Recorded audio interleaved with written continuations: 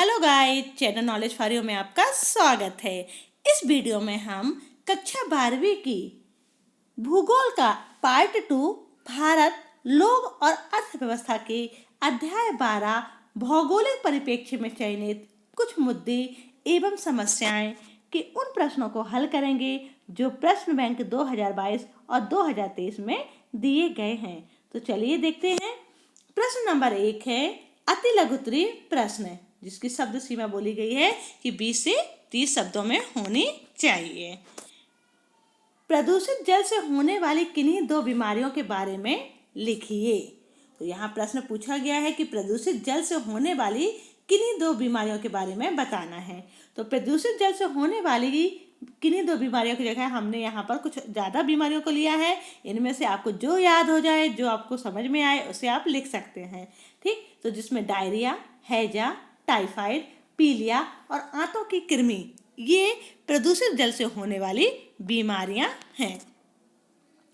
किन्हीं ऐसे दो नगरों का उल्लेख करें जहां अपशिष्ट निपटान एक गंभीर समस्या है। तो ऐसे दो नगर जहां पर अपशिष्ट निपटान एक गंभीर समस्या है वह है मुंबई, कोलकाता, चेन्नई और बेंगलुरु। ग्रामीण क्षेत्रों में शहरों की ओर जनसंख्या प्रवाह के कोई दो कारक लिखिए। ऐसा कौन से कारक हैं जिसके कारण जनसंख्या प्रवाह हो रहा है ग्रामीण से शहरों की ओर?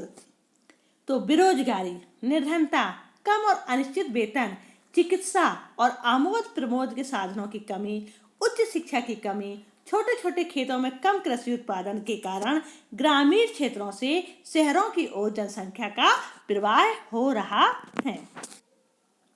जल प्रदूषण के प्राकृतिक स्रोत कौन से हैं? नाम लिखिए।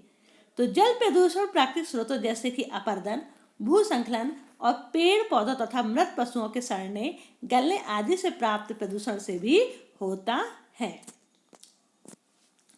त्यागे गए सामान को क्या कहते हैं? तो त्यागे गए सामान को कूड़ा, करकट, रद्दी, गंदगी एवं कबाड़ कहते हैं। उर्वरक धरातलीय जल में किसकी मात्रा को बढ़ा देता है और क्यों? जो उर्वरक होता है वह धरातलीय जल में नाइट्रेट की मात्रा को बढ़ा देता है। दिल्ली का घरेलू एवं औद्योगिक कचरा मुख्यतः कौन सी नदी में प्रभावित होता है?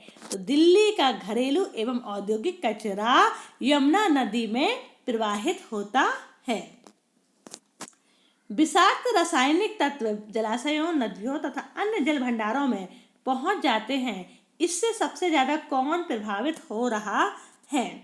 तो विषाक्त रासायनिक तत्व जलाशयों, नदियों तथा अन्य जल भंडारों में पहुंच जाते हैं जो जल में रहने वाले जल, यहाँ पर जल पढ़िएगा, है ना, यहाँ पर जल पढ़िएगा, जल प्रणाली को नष्ट करता है। तो जल प्रणाली, जो जल जीव होते हैं उनको नष्ट करता है। आधुनिक कृषि में किस प्रकार के पदार्थों का प्रयोग किया जाता है? तो आधुनिक कृषि में, यानी कि वर्तमान कृषि में अनेक प्रकार के रासायनिक पदार्थों का उपयोग किया जाता है, जैसे कि अकार्बनिक उर्वरक, कीटनाशक, खरपतवार नाशक रसायन आदि। प्रश्न 10वां है गंगा ग्राम किन राज्यों से संबंधित है? नाम बताइए। तो गंगा ग्राम उत्तराखंड, उत्तर प्रदेश, बिहार और झारखंड राज्यों से संबंधित है। अम्ल वर्षा का एक मुख्य कारण बताइए। तो अम्ल वर्षा का मुख्य कारण है वायु प्रदूषण, है ना, मतलब वायु प्रदूषण के कारण अम्लीय वर्षा होती है। भारत का कौन सा नगर मलिन वस्तुओं से अत्यधिक ग्रसित है? कारण लिखिए। तो भारत का धारावी केंद्रीय मुंबई का जो एक हिस्सा है ना, कौन सा नगर? धारावी। यहाँ जो उत्तर आएगा धारावी। तो धारावी जो है वह मलिन वस्तुओं से अत्यधिक ग्रसित है। और इसका रीजन क्या है मलिन वस्तु से? क्योंकि यहाँ पर जो गंदी वस्तुओं का ज़्यादा से ज़्यादा क्या हो रहा है, मतलब ज़्यादा गंदी वस्तुएं बस रही हैं। मनुष्य के लिए कितनी डेसिबल ध्वनि उचित होती है? अधिक डेसिबल ध्वनि के दुष्परिणाम क्या होंगे? लिखिए। तो मनुष्य के लिए 60 डेसिबल ध्वनि उचित होती है, 60 डेसिबल ध्वनि उचित होती है। और यदि 80 डेसिबल से अधिक ध्वनि मानव स्वास्थ्य के लिए हानिकारक होती है। अनचाहे ऊंचे स्वर को क्या कहते हैं? होने का कारण बताइए। मतलब जो अनचाहा ऊंचा स्वर है उसके होने का कारण बताइए। तो अनचाहे ऊंचे स्वर को ध्वनि प्रदूषण कहते हैं। ध्वनि प्रदूषण परिवहन मतलब मोटर वाहन और वैमानिक शोर शराबे के अलावा उद्योग, मशीनीकृत निर्माण तथा तोड़ फोड़ कार्य के कारण होता है। वायु प्रदूषण के मुख्य कारणों का उल्लेख कीजिए।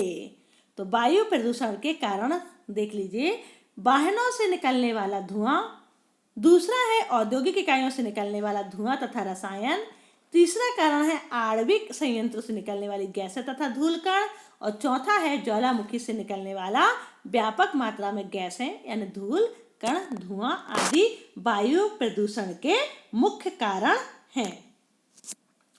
वायु प्रदूषण से होने वाली बीमारियों के बारे में लिखिए।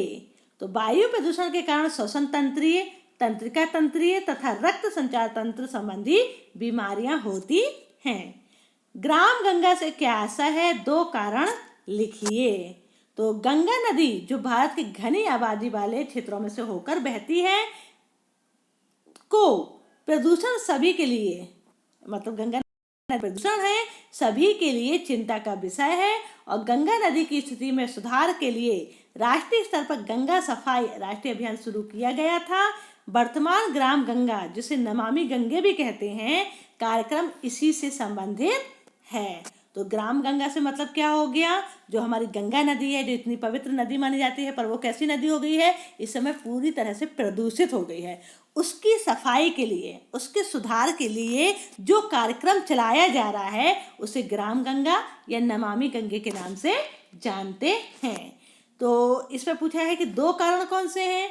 तो कानपुर जैसे नगरों से औद्योगिक प्रदूषण, इतना अधिक प्रदूषण हो रहा है और उस प्रदूषण को कहाँ पर प्रवाहित किया जा रहा है? नदियों में, ठीक, गंगा नदी में। और नगरीय केंद्रों का जो घरेलू अपशिष्ट नदियों में लाशों का विसर्जन होना भी इसके कारण है।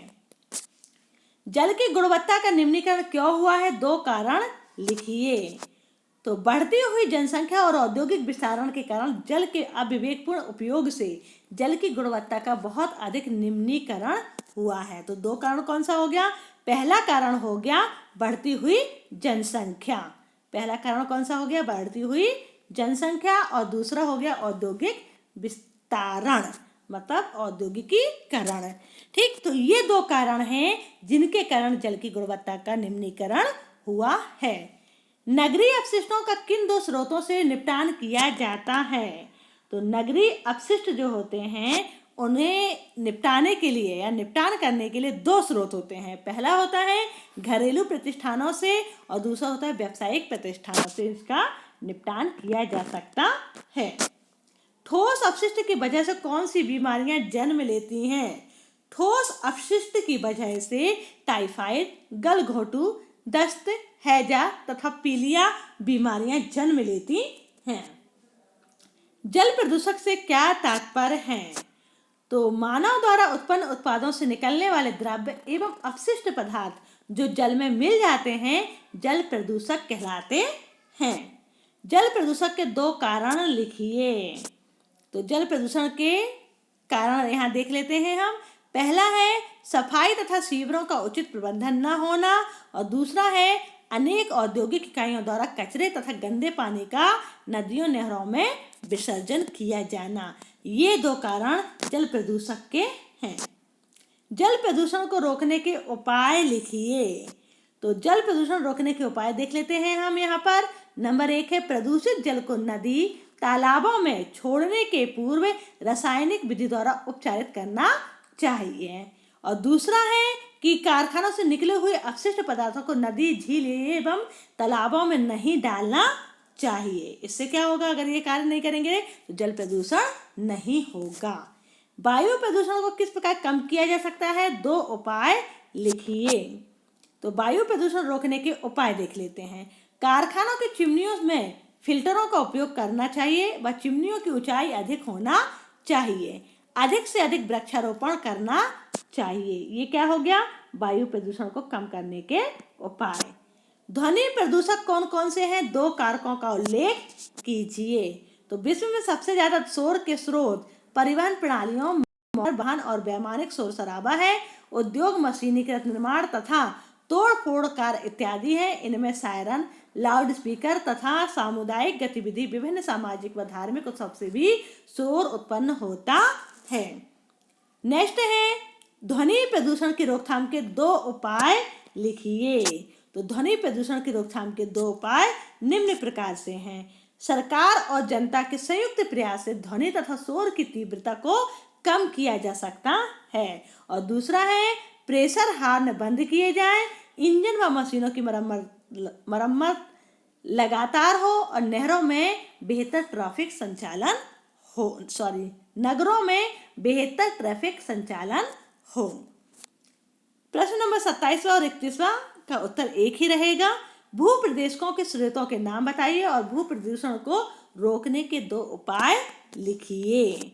तो अनुचित मानव क्रियाकलाप, अनुपचारित औद्योगिक अपशिष्ट का निपटान, पीड़कनाशी एवं उर्वरकों का उपयोग भूमि प्रदूषण को निम्न प्रकार से रोका जा सकता है। तो यहाँ पर पहला तो क्या पूछा गया था कि भू प्रदूषकों के स्रोत कौन से हैं। तो कौन कौन से स्रोत दिए गए यहाँ पर? अनुचित मानव क्रियाकलाप, मानव के द्वारा जो अनुचित क्रियाकलाप की जा रही है वह भू प्रदूषक का स्रोत हो गया। इसके अलावा अनुपचारित औद्योगिक अपशिष्ट होता है, उसके कारण भी भू प्रदूषक होता है। और पीड़कनाशी और उर्वरकों का जो उपयोग किया जा रहा है उसके कारण भी भू प्रदूषण हो रहा है। अब इनको रोकने के उपाय देख लेते हैं। तो पहला है फसलों से विषैले कीटनाशकों का प्रयोग विवेकपूर्ण ढंग से किया जाए। दूसरा है रासायनिक उर्वरकों के स्थान पर कंपोस्ट तथा हरी खाद का प्रयोग किया जाए। तीसरा है DDI के उपयोग पर प्रतिबंध लगाया जाए। और खेतों के पेड़ पौधों की पत्तियां, छालें, छिलके, जड़ें, तने आदि सड़ाए जाएं, न कि जलाए जाएं। मिट्टी कटाव रोकने के उपाय किए जाए। इन सब कारणों से हम भू प्रदूषणों को दूर कर सकते हैं। फिर है वायु प्रदूषण से क्या तात्पर्य है? वायु प्रदूषण को रोकने के 2 उपाय लिखिए। जब कभी वायु में धूल, धुआं, गैसें, दुर्गंध और वाष्प जैसे संदूषकों की वृद्धि हो जाती है तो उसे वायु प्रदूषण कहते हैं। और अब यहाँ पूछा है कि वायु प्रदूषण के रोकने के 2 उपाय हैं। तो इसका उत्तर आप जो अभी हमने 24 प्रश्न में देखा था वही लिख लीजिए। अब है प्रश्न नंबर 29वां। भू प्रदूषण से क्या आशा है? भू प्रदूषण को रोकने के 2 उपाय लिखिए। तो भूमि के भौतिक, रासायनिक या जैविक गुणों में कोई ऐसा अवांछनीय परिवर्तन जिसका प्रभाव मानव तथा अन्य जीवों पर पड़े या जिससे भूमि की गुणवत्ता तथा उपयोगिता नष्ट हो, भूमि प्रदूषण कहलाता है। और इसके रोकने के 2 उपाय अभी हम देख चुके हैं इसके पहले ही कि भूमि प्रदूषण को किस तरीके से रोका जा सकता है। क्या अपशिष्ट हमारे लिए उपयोगी है? यदि हाँ तो किस प्रकार से? 2 उदाहरण से स्पष्ट कीजिए। हाँ, अपशिष्टों को हम उपयोगी बना सकते हैं यदि इन अपशिष्टों को संसाधन के रूप में उपयोग कर उससे ऊर्जा प्राप्त करने व कंपोस्ट खाद बनाने में इस्तेमाल किया जाए तो। मतलब हम है ना कैसे कर सकते हैं अपशिष्टों का प्रयोग? पहले तो हम संसाधन के रूप में उसे उपयोग कर सकते हैं और उससे ऊर्जा बना सकते हैं। और दूसरा क्या कर सकते हैं? कंपोस्ट खाद भी हम बना सकते हैं। क्या धार्मिक मेले, पर्यटन आदि सांस्कृतिक गतिविधियां भी जल प्रदूषण का कारण हैं? स्पष्ट कीजिए। कैसे? हाँ, इसका उत्तर हो जाएगा हाँ। धार्मिक मेले, पर्यटन आदि जैसी सांस्कृतिक गतिविधियां भी जल प्रदूषण का कारण बनती हैं, क्योंकि जो धार्मिक मेले, पर्यटन वगैरह होते हैं तो वह नदियों के किनारे हुआ करते हैं, है ना। तो वहाँ पर क्या करेंगे? जब भीड़ जमा होगी तो वो क्या करेंगे? वहाँ पर अपशिष्ट पदार्थों को छोड़ेंगे, है ना। तो उससे क्या होगा? जल प्रदूषण होगा। भारत में धरातलीय जल के लगभग सभी स्रोत संदूषित हो चुके हैं और मानव के उपयोग के योग्य नहीं है। कारण बताइए क्यों? तो जल प्रदूषण विभिन्न प्रकार की जल जनित बीमारियों का एक प्रमुख स्रोत होता है और संदूषित जल के उपयोग के कारण दस्त, जिसे डायरिया कहते हैं, आंतों की कृमि, हेपेटाइटिस जैसी बीमारियां होती हैं। और विश्व स्वास्थ्य संगठन WTO की रिपोर्ट दर्शाती है कि भारत में लगभग 1/4 संचारी रोग जल जनित होते हैं। मतलब जल प्रदूषण के द्वारा 1/4 संचारी रोग होते हैं। जल की गुणवत्ता के निम्नीकरण को कैसे दूर किया जा सकता है? 2 उपाय लिखिए। तो जल की गुणवत्ता के निम्नीकरण को दूर करने के उपाय निम्न प्रकार से हैं। पहला है प्रदूषित जल को नदी, तालाबों में छोड़ने के पूर्व रासायनिक विधि द्वारा उपचारित करना। और दूसरा है कारखानों से निकले हुए अपशिष्ट पदार्थों को नदी, झील एवं तालाबों में नहीं डालना चाहिए। प्रश्न 35वां है शहरी धूम कोहरा किन कारणों से फैल रहा है? स्पष्ट कीजिए। तो नगरों के ऊपर कोहरा, जैसे शहरी ध्रुव कोहरा कहा जाता है, वस्तुतः वायुमंडलीय प्रदूषण के कारण होता है। मतलब शहरी धूम या जो कोहरा होता है वह क्यों होता है? वह वायुमंडलीय प्रदूषण के कारण होता है। जल जनित रोग किस वजह से फैल रहे हैं? उदाहरण सहित बताइए। तो जल जनित रोग प्रदूषित जल से फैल रहे हैं और संदूषित जल के उपयोग से अनेक रोग जैसे डायरिया, हैजा, टाइफाइड, पीलिया, आंतों की कृमि इत्यादि होती हैं। अब नेक्स्ट क्वेश्चन है अम्ल वर्षा से किस प्रकार बचाव किया जा सकता है? उल्लेख कीजिए। तो अम्ल वर्षा से बचाव के लिए जीवाश्म ईंधन का उपयोग किए बिना ऊर्जा का उत्पादन करना चाहिए। इसके लिए सौर और पवन ऊर्जा जैसे नवीकरणीय ऊर्जा स्रोतों का उपयोग कर सकते हैं। भारत में लगभग 1/4 संचारी रोग के क्या कारण हैं? तो भारत में लगभग 1/4 संचारी रोग प्रदूषित जल के कारण हैं। वायु प्रदूषण से कौन सी वर्षा होती है और क्यों? तो वायु प्रदूषण से अम्लीय वर्षा होती है और पृथ्वी के वायुमंडल में सल्फर डाइऑक्साइड और नाइट्रोजन ऑक्साइड जल के साथ क्रिया करके नाइट्रिक अम्ल और गंधक का तेजाब बन जाता है, इसलिए अम्लीय वर्षा होती है। प्रदूषण और प्रदूषक में 2 अंतर स्पष्ट कीजिए।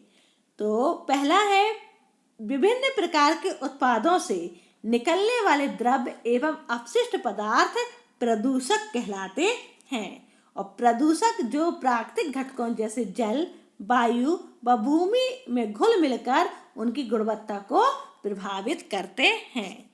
अब आता है प्रदूषण। तो ये जो उत्पादों से निकलने वाले द्रव्य और अपशिष्ट पदार्थ होते हैं, तो इन अपशिष्ट पदार्थों का जब जल, वायु, भूमि आदि पर दुष्प्रभाव होता है तो उसे प्रदूषण कहते हैं। और दूसरा है मानवीय क्रियाकलापों के द्वारा उत्पादित अपशिष्टों से प्राकृतिक घटकों जैसे जल, वायु व भूमि के मूलभूत गुणों का ह्रास होता है। गंगा सफाई राष्ट्रीय अभियान को किस नाम से जाना जाता है? इसके 2 लक्ष्यों को स्पष्ट कीजिए। तो गंगा सफाई राष्ट्रीय अभियान को नमामि गंगे कार्यक्रम से जाना जाता है और इसके 2 लक्ष्य हैं शहरों में सीवर ट्रीटमेंट की व्यवस्था कराना और दूसरा है औद्योगिक प्रवाह की निगरानी करना। प्रश्न 42वां है जल प्रदूषण से ग्रसित राज्यों के बारे में बताइए। इसको कम किए गए 2 उपायों के बारे में प्रकाश डालिए। तो उत्तराखंड, यूपी, बिहार और झारखंड है ना, ये कैसे राज्य हो गए? ये जल प्रदूषण से ग्रसित राज्य हैं और इनको जल प्रदूषित मतलब ये जल प्रदूषित हैं तो इन्हें कम किए जाने के जो उपाय हैं वह निम्न प्रकार से हैं। पहला तो है नदियों का विकास किया जाए, मतलब उसकी साफ सफाई की जाए। दूसरा है नदी के किनारों पर वनीकरण, जिससे जैव विविधता में वृद्धि हो, मतलब नदियों के किनारे क्या लगाए जाए? वन लगाए जाए, पेड़ लगाए जाए, है ना, जिससे जैव विविधता में क्या होगी? वृद्धि होगी। तीसरा कारण है नदियों के तल की सफाई की जाए। इनमें से कोई भी 2 आप लिख सकते हैं। 43 है, भारत में ध्वनि प्रदूषण दिन प्रतिदिन बढ़ता जा रहा है जो कि बहुत खतरनाक है। स्पष्ट कीजिए क्यों व इसे कम करने के 2 उपाय बताइए। तो यहाँ पर हमने प्रश्न नंबर जो 26 पढ़ा था उसका उत्तर जो लिखा है वही यहाँ पर आप लिख सकते हैं। भारतीय कूड़ा करकट निपटान के 2 मुख्य उपायों के बारे में बताइए। तो पहला है नगर के कचरे को एकत्र कर नगर के बाहर गड्ढों में डालकर पाटा जा सकता है, और दूसरा है नगरीय कचरे से विद्युत बनाई जा सकती है। विद्युत मतलब होता है बिजली बनाई जा सकती है। तीसरा है नगरीय कचरे से खाद बनाई जा सकती है। चौथा है अपशिष्ट पदार्थों से ऊर्जा उत्पादन, कंपोस्ट खाद और बायोगैस भी बनाई जा सकती है। ये नगरीय कूड़ा करकट निपटान के 2 उसमें से कोई भी 2 उपाय आप लिख सकते हैं। भारत में गंदी बस्तियों में पाई जाने वाली 2 समस्याओं को लिखिए। तो भारत में जो गंदी बस्तियां पाई जाती हैं उनकी जो समस्याएं होती हैं वो हम देख लेते हैं। पहली समस्या है यह क्षेत्र अधिक जनसंख्या, पतली सकरी गलियां तथा आग लगने की अधिक संभावना वाले जोखिम युक्त होते हैं। मतलब ये जो क्षेत्र होते हैं, जो गंदी बस्तियां होती हैं, यहाँ पर बहुत अधिक जनसंख्या होती है। साथ में क्या है, घर इतने आसपास होते हैं, जगह ही नहीं होती, क्षेत्रफल कम होता है, पब्लिक ज़्यादा होती है। तो इससे क्या होता है, जो गलियां होती हैं वो पतली और सकरी होती हैं, ठीक, और आग लगने की अधिक संभावना होती है। दूसरा है गंदी बस्तियों में रहने वाले लोग नगरों के असंगठित क्षेत्र में कम वेतन में अधिक जोखिम युक्त कार्य करते हैं, इसलिए ये लोग अल्प पोषित होते हैं और इनमें विभिन्न रोगों और बीमारियों की संभावना बनी रहती है। मतलब गंदी बस्तियों में जो रहने वाले लोग होते हैं तो वो क्या होते हैं, कम वेतन में, बहुत ही कम पेमेंट में भी ये बहुत ही खतरनाक काम भी करते हैं, है ना, जैसे ना कोयला खदान वगैरह में काम करना। तो ये ऐसे कार्य करते हैं, कम वेतन में करते हैं क्योंकि इनके पास आय का कोई जरिया नहीं होता। अब इनके पास पेमेंट कम होती है तो ये कैसे होते हैं, ये अल्प पोषित होते हैं, और अल्प पोषित होंगे तो उससे क्या होगा, उससे विभिन्न रोग और बीमारियों की संभावना बनी रहती है। तीसरा है गरीबी इन्हें नशीले लिखिएगा, नशीले पदार्थों, दवाओं का सेवन करने, उदासीनता, अपराध, गुंडागर्दी जैसे सामाजिक विकृति की ओर करती है। अब पेमेंट कम है, आय कम है, रोजगार नहीं है, तो ये लोग कैसे होते हैं, गरीब होते हैं। अब गरीब होंगे तो क्या करेंगे, है ना, ये नशीले पदार्थों का यूज करेंगे, जैसे कि ड्रिंक वगैरह करना, है ना, और गांजा वगैरह लेना, ड्रग्स लेना, और इनकी जो लाइफ होती है बड़ी उदासीन होती है, अपराध करते हैं, गुंडागर्दी पे उतारू हो जाते हैं। तो ये सब गरीबी के कारण होता है, ठीक। नेक्स्ट क्वेश्चन है पर्यावरण प्रदूषण का क्या अर्थ है, इसके 2 प्रमुख प्रकारों का उल्लेख कीजिए। तो मनुष्य के द्वारा पर्यावरण की गुणवत्ता में हस्तक्षेप करना ही पर्यावरण प्रदूषण कहलाता है, ठीक। मनुष्य के द्वारा क्या किया जाता है, पर्यावरण में जो मतलब हस्तक्षेप किया जाता है, या हम इसे दूसरी भाषा में इस तरीके से कहें कि पर्यावरण प्रदूषण मानवीय क्रियाकलापों के अपशिष्ट उत्पादों से मुक्त द्रव्य एवं ऊर्जा का परिणाम है। ये आपकी एनसीईआरटी की बुक में लिखा हुआ है ना। पर्यावरण प्रदूषण के 2 प्रकार होते हैं, पहला है प्राकृतिक और दूसरा होता है मानवीय। तो प्राकृतिक प्रदूषण प्राकृतिक स्रोतों के द्वारा होता है, इसमें ज्वालामुखी, विस्फोट, तूफान आदि शामिल होते हैं, और मानवीय प्रदूषण मानव द्वारा निर्मित स्रोतों से होता है, इसमें कारखाने, मोटर गाड़ियां, खेत में डाले जाने वाले उर्वरक होते हैं। या हम और भी है ना इसके, है ना, मानवीय प्रदूषण अगर हम देखें तो जैसे जल प्रदूषण, वायु प्रदूषण, भू प्रदूषण, ध्वनि प्रदूषण, जो किसके द्वारा होता है, ये सब मानव के द्वारा किए जाते हैं। प्रश्न नंबर 47 है मानव स्वास्थ्य पर विभिन्न प्रदूषणों का क्या प्रभाव पड़ता है, 2 प्रभाव लिखिए। तो मानव स्वास्थ्य के लिए वायु प्रदूषण अत्यंत घातक है, इससे अस्थमा, चर्म रोग, रक्त संचरण, श्वास तंत्र, सिर दर्द जैसी बीमारियां हो सकती हैं, और ध्वनि प्रदूषण से मनुष्य में अनेक मानसिक एवं शारीरिक विकृतियां उत्पन्न हो सकती हैं। भू निम्नीकरण से क्या तात्पर्य है, इसके स्तर को कैसे सुधारा जा सकता है, 2 प्रमुख उपायों को लिखिए। तो भू निम्नीकरण का अभिप्राय स्थायी या अस्थायी रूप से भूमि की उत्पादकता में कमी होना है। मतलब भू निम्नीकरण का क्या मतलब निकला कि स्थायी रूप से या अस्थायी रूप से भूमि की जो उत्पादकता होती है, जो उसको प्रोडक्ट करने की जी ना क्षमता होती है, वह कम हो जाती है। भू निम्नीकरण प्राकृतिक तथा मानव जनित प्रक्रियाओं द्वारा होता है।